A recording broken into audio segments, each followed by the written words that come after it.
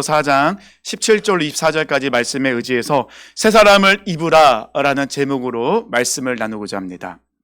에베소서는 교회론이라는 거대한 이야기가 담겨져 있습니다. 그래서 교회론의 서신이라는 별명이 붙어 있는 것이 에베소서입니다. 사도 바울은요, 이 에베소서를 통하여서 교회란 무엇인가, 그리고 교회는 왜 존재해야 하는가, 교회는 누구의 몸인가, 그리고 교회 안에서 성도들은 어떤 존재인가에 대한 것들을 이 에베소서에서 분명히 말씀하고 있다는 것입니다. 그리고 우리에게 알려주고 있습니다. 그래서 사도 바울은요, 이 에베소서에서 이 교회론을 이야기할 때 아주 자주 사용하는 문장이 있습니다. 그것이 무엇이냐면 그리스도 안에서입니다. 그리스도 안에서 세워진 새로운 공동체가 바로 교회이다, 이렇게 사도 바울은 고백하고 있다는 것이죠. 그래서 에베소서는 6장까지밖에 안 돼요. 짧습니다. 짧은 6장이지만은 전반부에서 사도 바울은요, 너희가 누구인지, 우리의 정체성을 이야기합니다. 우리가 누구인지. 왜냐하면 우리는 주님의 몸된 교회를 이루는 지체들이잖아요. 그럼 우리가 어떤 존재인지를 알아야 되잖아요. 사도 바울은 전반부에서는 우리의 정체성에서 당신들은 하나님의 자녀 그리스도인입니다, 이 부분을 분명히 이야기합니다. 그리고 후반부로 넘어가서 하면요, 그렇다면 어떻게 살아야 됩니까? 삶에 대한 부분을 얘기해요. 그리스도인이라면 그리스도인답게 살아가는 삶의 방식이 있습니다, 이것을 이야기합니다. 그리고 마무리 짓는 것은 하나님의 전신갑주를 취하라. 우리가 이 세상에서 그리스도인 살아가기 위해서 많은 공격과 어려움이 있는데 하나님의 전신갑주를 취할 때 우리는 그리스도인답게 승리하며 나갈 수 있다는 것이죠. 오늘 본문의 말씀 이 4장에서는 특히 사도 바울이 굉장히 중요하게 이야기하는 핵심이 있습니다. 뭐냐면 교회의 하나됨을 이야기하고 있어요. 교회는 하나입니다. 부르심에 합당하게 행하라. 우리는 부르심을 받은 자다는, 그러면 하나님이 우리를 부르셨기에 부르신 자의 뜻대로 합당하게 행하라. 그리고 성령이 하나 되게 하신 것을 힘써 지켜라 라고 말씀하세요. 힘써서 그것을 지켜내야 됩니다. 가만히 있으면 안 됩니다. 힘을 내서 최선을 다해서 성령이 하나 되게 하신 이 교회를 지켜내야 돼요. 그리고 교회는요, 한 몸, 한 성령, 한 주님, 한 믿음, 각각 하나님께서 은사를 주셨어요. 사람에 맞게끔 은사를 주셨어요. 어떤 사람은 눈에 보이는 드러나는 은사가 있고 어떤 사람은 눈에 보이지 않는 아무도 모르게 봉사하는 분들이 계십니다. 눈에 드러나는 은사는 아무래도 저 같은 경우겠죠. 강대상에서 말씀을 전하니 너무 잘 보여요. 하지만 눈에 보이지 않지만 주님의 몸된 교회를 지키며 헌신하며 그 사명을 지키는 분들이 계시기에 주님의 몸된 교회가 아름답게 세워져 가고 있다는 것이죠. 우리는 몰라요. 알아주지 못합니다. 하지만 하나님은 다 보고 듣고 알고 계시고 그것을 반드시 기억하시는 분이십니다. 그리고 우리는 각 지체로서 우리 예수님의 몸된 교회를 이루어갑니다. 지체라는 것은 큰 것도 있고 작은 것도 있어요. 눈에 띄는 것도 있고 눈에 띄지 않는 것도 있고, 하지만 그 모든 것이 이루어질 때 아름다운 교회가 된다는 것입니다. 그래서 은사도 그렇고요, 지체도 그렇고요, 성경에서는 크고 작음을 이야기하지 않습니다. 큰 은사, 큰 지체, 작은 은사, 작은 지체, 큰 사명, 작은 사명 나누지 않습니다. 근데 그걸 누가 나누죠? 우리가 나눠요. 사람들이 나눠요. 하나님은 나누지 않습니다. 하나님 우리에게 은사를 주셨다고 합니다. 우리를 지체로 부르셨대요. 감히 나눌 수 없습니다. 비교할 수 없다는 것이죠. 그리고 이야기합니다. 장성한 믿음의 분량에 이르기까지 성장하라, 자라나라. 성장하지 않는 것은 죽었다는 것입니다. 죽으면 성장하지 않습니다. 살아있는 한 우리는 조금씩이라도 성장하는 믿음의 발걸음을 내딛게 된다는 것입니다. 이렇게 교회의 하나됨을 쭉 이야기하면서 사도 바울은 17장 넘어가면 갑자기 옛사람에 대해서 말씀을 한다는 것입니다. 저희가 새벽 예배 때는 고린도전서 말씀을 묵상하고 있어요. 고린도전서 많은 은사가 나타나는 그런 교회였습니다. 고린도 교회는요. 그런데 사도 바울은요, 고린도 교회에 편지를 쓰면서 고린도 교회의 가장 큰 문제가 무엇인지를 이야기해요. 그 문제가 무엇이냐? 분열됨이에요. 나눠져 있습니다. 바울파, 게바파, 아볼로파, 그리스도파. 교회가 쪼개져 있어. 분열되어 있다는 것입니다. 사도 바울은요, 에베소서에도 그렇고 고린도 전도에서도 말씀하시기로 교회의 문제를 진단하고 있어요. 사도 바울이 이 교회 문제를 진단하는데 건물이 작아서, 아니 건물이 없어서도 아니라는 거예요. 교회의 문제는 건물의 문제가 아니라는 거예요. 그러면 프로그램이 있냐 없냐, 이것도 아니라는 거예요. 사도 바울이 교회의 문제를 진단할 때 가장 큰 문제는 무엇이냐? 교회에 있는 성도님들이 옛사람의 모습을 그대로 입고 교회 안에 들어와 있다는 거예요. 그래서 사도 바울은 1절부터 16절까지는 교회 하나됨을 이야기하고 우리는 주의 몸된 교회를 이룬 지체들입니다 라고 이야기하며 17절부터는 그런데 우리가 많은 성도님들이, 그리스도인들이 교회 안에 성도로 부르심을 받아 들어왔음에도 불구하고 여전히 옛사람의 옷을 입고 있습니다. 이것이 문제입니다 라고 17절부터 그것을 이야기하고 있다는 것이죠.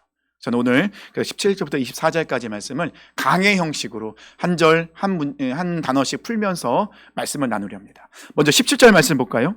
그러므로 내가 이것을 말하며 주 안에서 증언하노니 이제부터 너희는 이방인의 그 마음에 허망한 것으로 행함같이 행하지 말라. 자, 17절 시작이 어떤 단어로 시작하죠? 그러므로라고 시작합니다. 앞에 교회의 하나됨과 하나님 우리에게 은사해 주셨고 하나님 우리 각 주님의 몸된 교회를 이루는 각 지체입니다라는 이야기를 하면서 그러므로, 그러니까 우리가 그 주님의 몸된 교회를 이루는 지체로서 이렇게 살아가야 됩니다. 그러므로 내가 이것을 말하며 주 안에 증언하노니 이제부터, 자, 이제부터는 내가 당신들 분명히 이야기합니다. 이제부터는 옛사람을 벗어버리고 새 사람을 입은 사람으로 살아가야 됩니다. 그러면 그것이 무엇입니까? 라면서 그러므로 시작하면서 이제부터라는 단어를 통하여서 우리가 어떤 삶을, 그러면 새 사람을 입는다는 것이 무엇일까를 설명하고 있다는 것입니다. 증언하노니라는 단어는요, 원어적으로 보면요, 법적인 용어예요. 법원에서 재판장 쓰는 용어입니다. 그 말은 뭡니까? 사도 바울은 지금 17절부터 계속해서 사도 바울이 이야기하는 이것은 사도 바울의 지극히 개인적인 감정에서 나온 판단이 아니라는 거예요. 증언하노니 주 안에서 라고 말씀하고 있어요. 그 말은 뭡니까? 지금 사도 바울이 에베소 교회 성도들에게 권면하고 있는 말씀의 근거는 사도 바울의 개인적인 생각과 감정이 아닌 주 안에서 주님께서 알려주신 말씀의 근거를 두고 선포하고 있다는 거예요. 그 말은 뭡니까? 이 말씀은 우리가 뼛속 깊이 새겨야 된다는 거예요. 반드시 기억해야 된다는 것입니다. 사도 바울이 지극히 개인적인 생각이 아니에요. 이건 예수님께서 바울을 통해서 선포하시고 있는 말씀. 그 말은 뭐죠? 우리가 깨달아야 될 말씀이라는 거예요. 이방인이라는 것은 뭐 아시겠죠? 이스라엘 의외의 모든 미국은 이방인이라고 하겠죠. 근데 사도 바울이 이야기하는 이방인은 그런 민족을 넘어서 하나님 없이 살아가는 사람들, 모든 사람을 지칭하는, 하나님 없이 살아가는 모든 사람을 이방인이라 지칭합니다. 그리고 그 마음에 허망한 것, 이 마음은 누스라는 단어를 쓰는데요, 이 마음은 무엇을 이야기하면 사고방식, 가치관, 세계관을 뜻하고 있는 거예요. 즉 모든 사람은 자기가 맞다고 생각하는 생각과 가치관으로 살아가고 있다는 거예요. 맞죠? 우리는 내가 맞다고 생각하는 가치관, 생각대로 우리는 움직이게 된다는 것입니다. 그런데 이방인들은요, 이방인들의 사고방식과 가치관은 허망하다. 무엇인가 잡으려고 노력하지만 결국 손안에 쥔 것은 모래알처럼 다 빠져나가는 그런 허망한 것을 쫓아가고 있다는 것입니다. 하나님 없는 사고방식과 가치관은 그 자체가 공허하다는 것이죠. 하나님 알지 못하는 사람들은 죄로 인하여 무너진 세상에 그 세상에 있는 가치관으로 그대로 살아가다 보니 어떤 허망한 삶을 삽니까? 성공 중심. 성공하기 위해서 얼마나 수고하고 노력합니까? 근데 내가 원하는 성공에 이르지 않으면 불안해요. 두렵습니다. 내가 뒤처진 것 같아요. 다른 사람은 다 잘 되는 것 같고 무엇인가 이루는 것 같지만 나는 성공하지 못한 것 같아서 늘 불안합니다. 성공하기 위해서 수고와 애쓰며 밤잠 설치는데 근데 알고 보면 허망해요. 내가 무엇을 이루는지 몰라요. 성공 중심이다 보니. 자기 중심입니다. 자기 생각, 자기 고집, 자기 습관, 자기 중심으로 살아가요. 욕망 중심입니다. 비교 중심이에요. 자꾸 비교합니다. 다른 사람과 나를 비교. 자존감이 얼마나 내려갑니까? 한도 끝도 없이 자존감이 내려가는 비교 중심의 삶을 살 수밖에 없죠. 그런데 교회는요, 단순한 사교 모임이 아니잖아요. 예수 그리스도를 통하여 새로운 사고방식과 가치관으로 변화된 공동체라는 겁니다. 그러니 무엇이 변화됩니까? 그리스도 중심이에요. 그래서 바울이 에베소서에 말하는 것처럼 그리스도 예수 안에서, 그럼 우리는 그리스도 중심이며 십자가 중심이라는 것입니다. 그리고 사랑 중심이며 섬김 중심이에요. 이 사랑과 섬김이 있어서 교회가 세워지고 있는 거예요. 사도 바울은 이것을 분명하게 말씀하고 있다는 것입니다.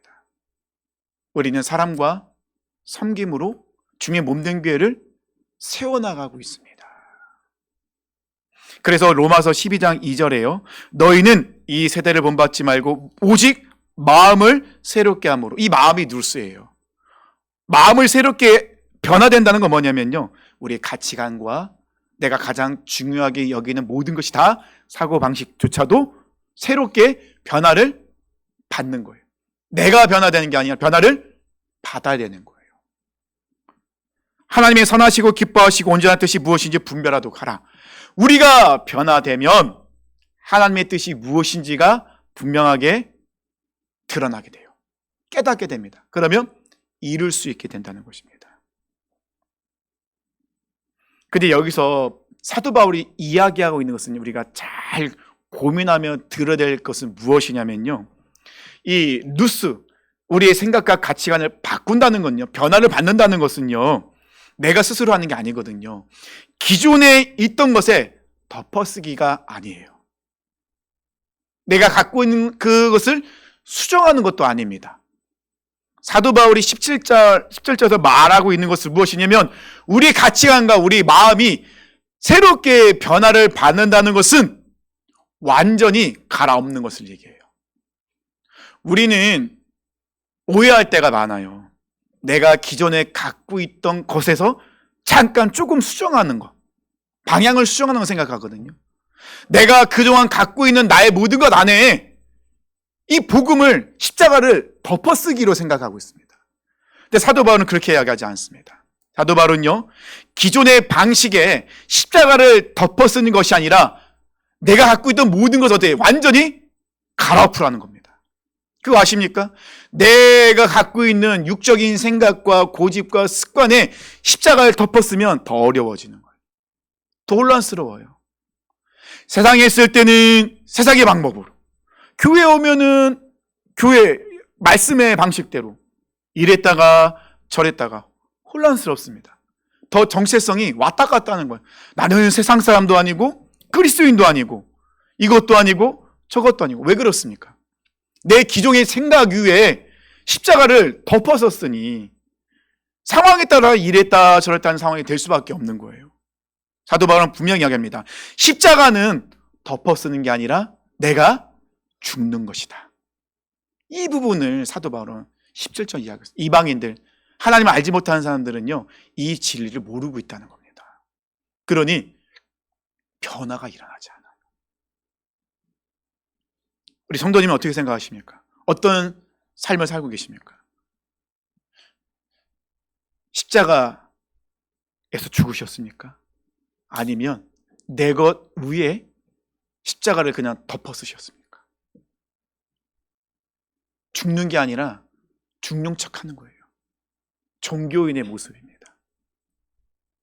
자, 그렇다면 하나님 없는 이방인의 험한 모습, 이게 어떤 모습인지 18절부터 말씀하고 있거든요. 죄로 인하여 망가진 인간의 모습이 무엇이냐를 18절에 사도 바울은 구체적으로 말합니다. 그들의 총명이 어두워지고 그들 가운데 있는 무지함과 그들의 마음이 굳어짐으로 말미암아 하나님의 생명에서 떠나 있도다. 하나님의 생명에 떠나 있다는 것은 무엇을 뜻하는 것입니까? 죽었다는 거예요.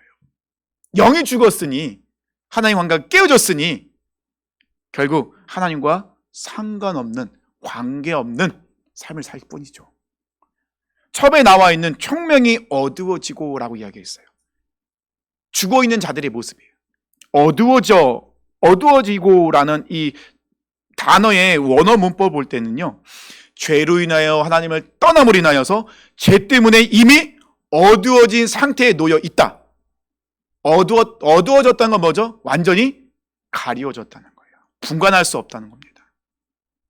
계속 어두움에 놓여 있다 보니 진리를 깨닫지 못하는 거예요. 진리를 들어도, 진리를 보아도 깨닫지 못하고 순종하지 못해요. 그러니 하나님의 능력인 십자가를 미련한 것이라 이야기할 수밖에 없죠. 아니 굳이 내가 십자가에 죽을 필요가 뭐가 있겠습니까? 아니 뭐하러 십자가에 그렇게까지 내가 죽어야만 하는 것입니까? 하나님이 심판이라고요? 난 이렇게 잘 먹고 잘 살고 있는데, 죄를 짓고도 땅땅거리며 잘 사는 사람들이 있는 보는데 하나님의 심판은 그들에게 하나도 없던데요? 하나님의 심판이 저 멀리 있는 것처럼 보여요. 아니 심판이 있는지 잘 모르겠어요. 그러니 무서운 죄를 몰고 살아가죠. 어두워졌어요. 총명이 진리를 깨닫지 못합니다.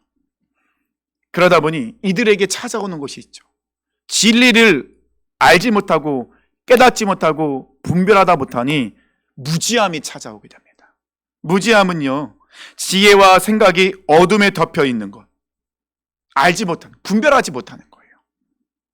무지함은 이 정부 부족, 지식 부족이 아니에요. 알지 못하는 게 아니라 이 무지함이란 어떤 것이냐면요, 하나님 없이 살아도 나는 잘 보고 잘 듣고 나는 잘 살고 있습니다. 하나님 없어도 괜찮던데요? 나는 하나님 없어도 잘 살고 있다고 착각하고 있는 것, 이것이 무지함이라는 것입니다. 방향을 잃었음에도 내 삶의 방향은 틀리지 않았다고 고집부리고 있어요. 말씀을 전해도, 말씀을 들어도 여전히 고집부려요. 왜? 나는 틀리지 않았으니까. 어두워졌으니, 진리를 깨닫지 못하니 이 무지함에 빠질 수밖에 없어요. 착각에, 고집에 쌓여있는 모습. 몸에 큰 병이 들었음에도 불구하고 혼자 생각해요. 아이 뭐 괜찮겠지. 아이 뭐 지금 좀 피곤해서 그래. 시간이 지나면 괜찮아질 거야. 이것이 무지함의 모습이라는 거예요.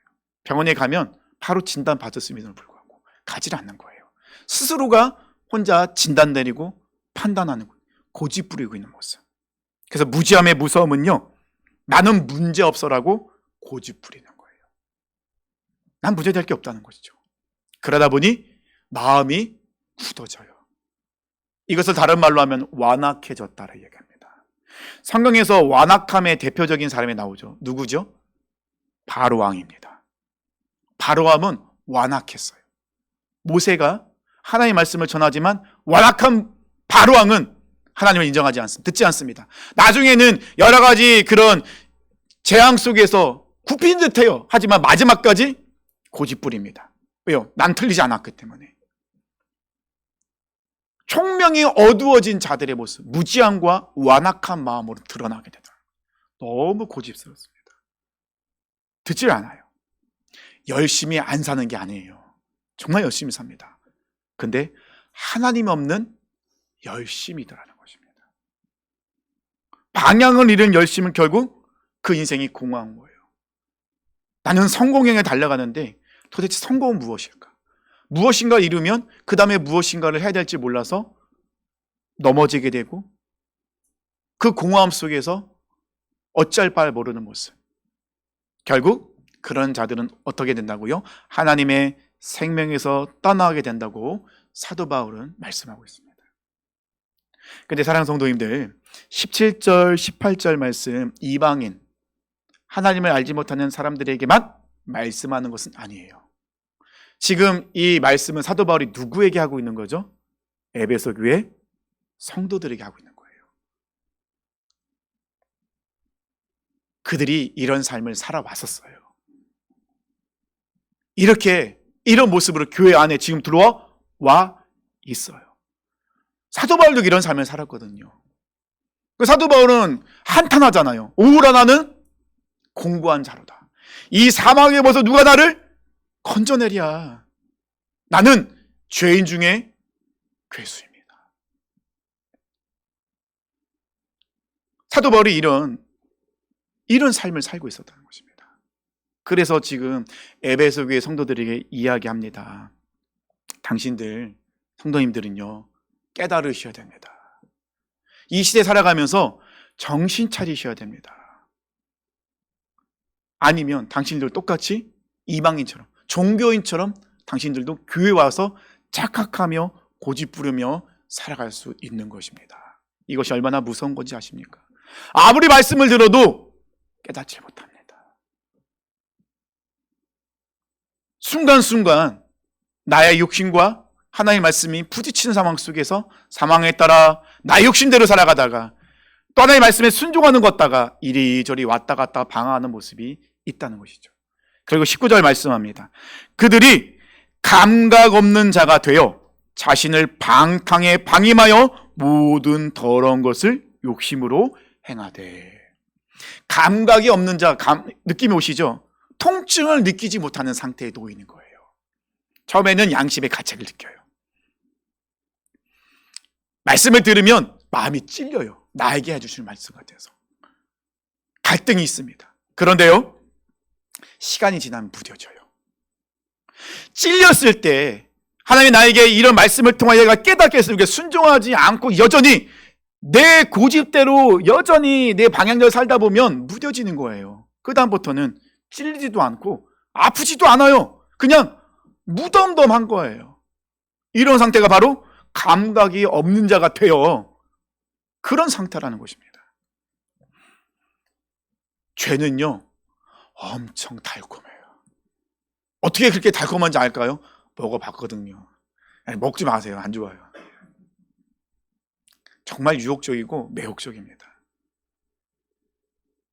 근데 죄의 무서움은 뭔지 아십니까? 죄는요, 그것이 죄라는 걸 깨닫지 못하게 만들어요. 왜요? 어두워져 있기 때문에. 하나님께서 기뻐하시지 않는 걸 알면서도 나는 벌써 그것을 즐기고 있어요. 내 지식과 내 행동은 따로 놀고 있는 거예요. 하나님이 이거 기뻐하지 않는 거야. 아는데 나는 그걸 하고 있어요. 내 욕망에 끌려가고 있는 거죠. 사도 바울은 이걸 지금 분명히 말씀합니다. 우리가 얼마나 그런 유혹에 그런 모습으로 살아갈 때가 많습니까? 그러니 방탕, 즉 육신의 욕망이 통제가 되지 않아서 죄된 본성이 나의 이상과 생각과 행동을 완전히 장악하여 이끌어가고 있는 거예요. 그러니 모든 더러운 것을 욕심으로 행하게 됩니다. 나도 모르게. 나는 내 지식으로는 내 생각으로는 안 된다라고 하지만 나는 벌써 그것을 행동으로 즐기고 있는 거예요. 이 더러운 것은 거룩함과 반대되는 부정한 거잖아요.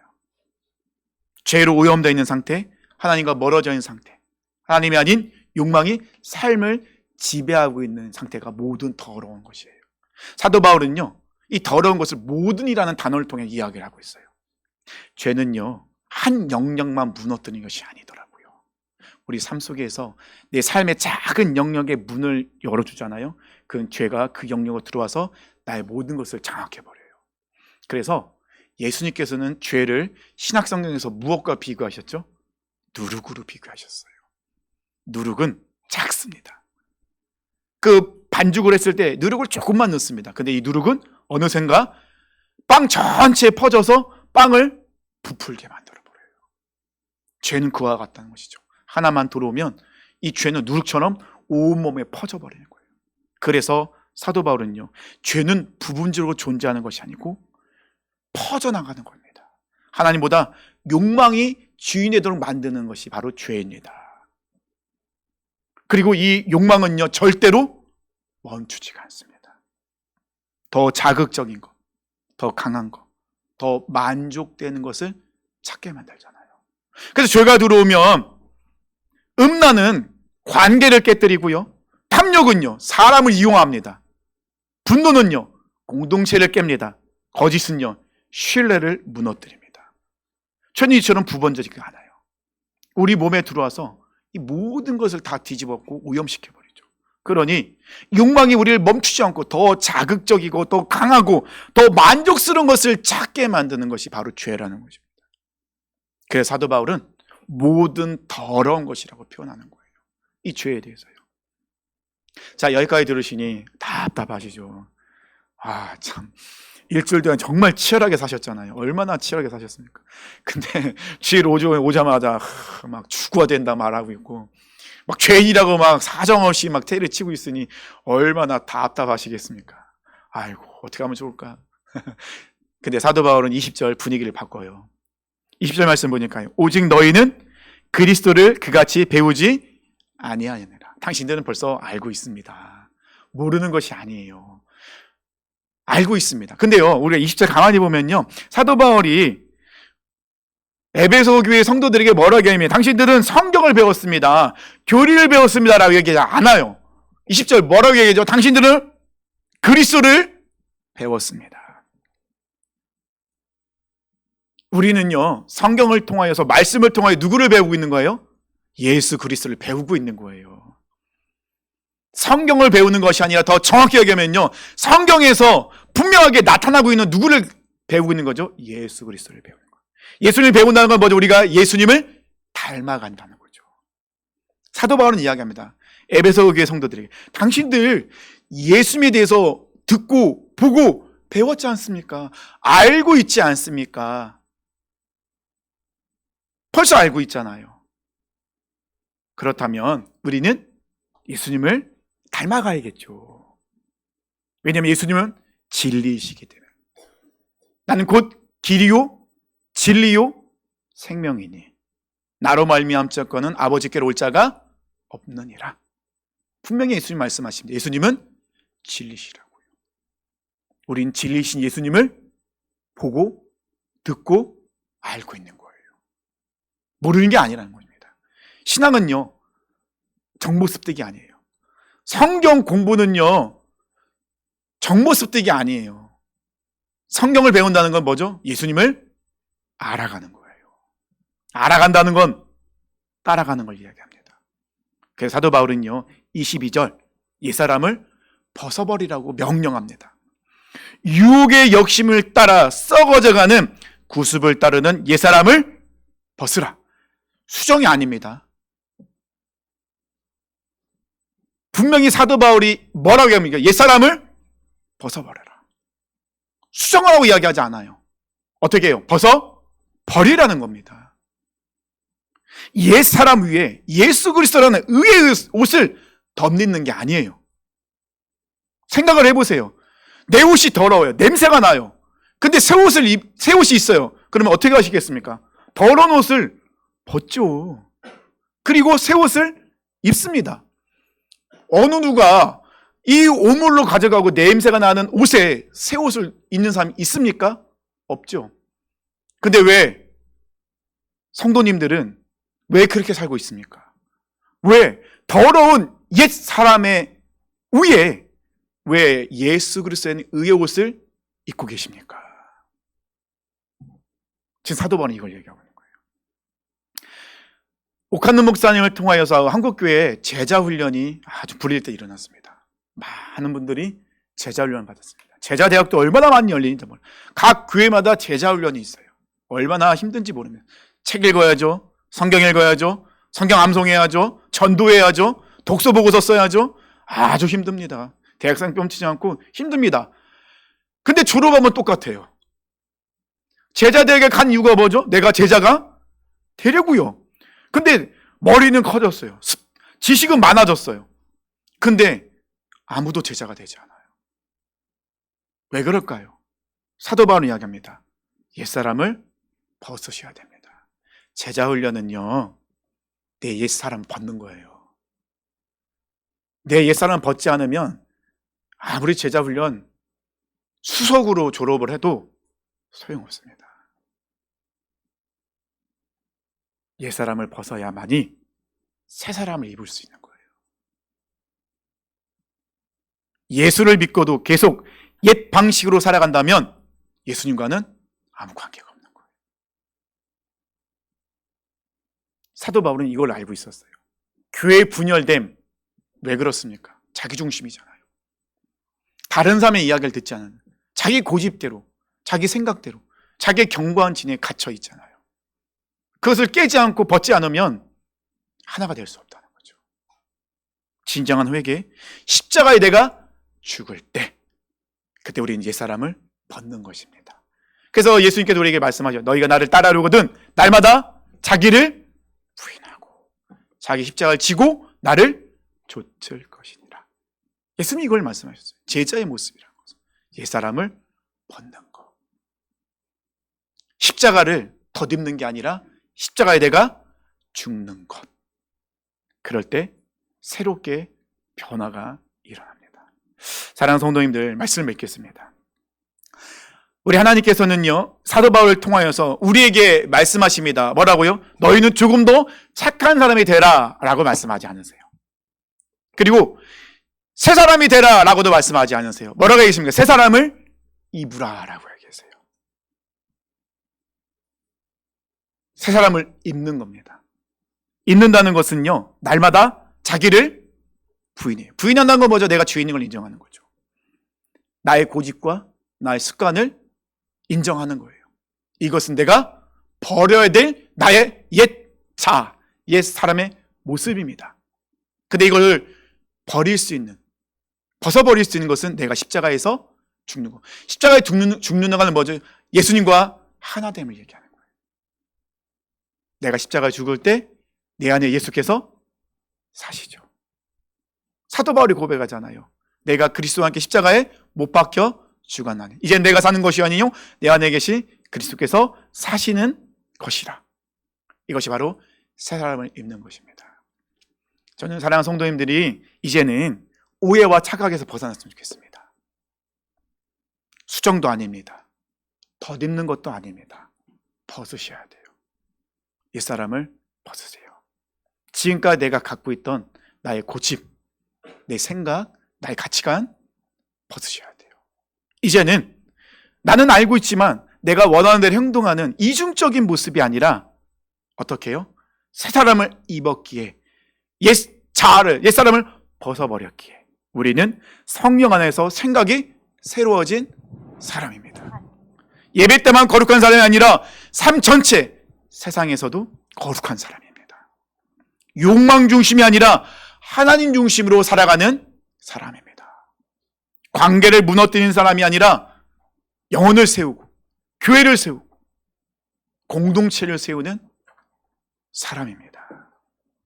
저 이렇게 결단하시면서 우리 사랑하는 성들이 승리했으면 좋겠습니다. 결단했으면 좋겠습니다.